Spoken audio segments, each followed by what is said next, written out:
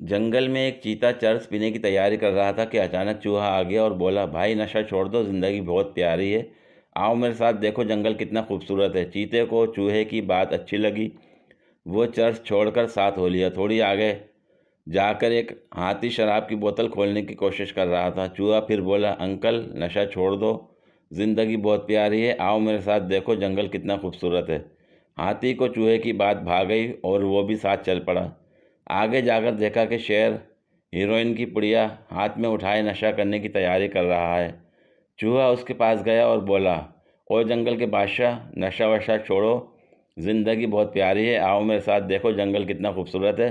शेर ने चूहे को गुस्से से देखा और ज़ोर से एक थप्पड़ रसीद किया। हाथी और चीता हैरान हुए और पूछा, बादशाह सलामत, चूहे ने तो बहुत अच्छी बात की है, थप्पड़ क्यों मारा उसे? शेर बोला, ये कमीना भंग पीकर दूसरों को सारी रात घुमाता रहता है।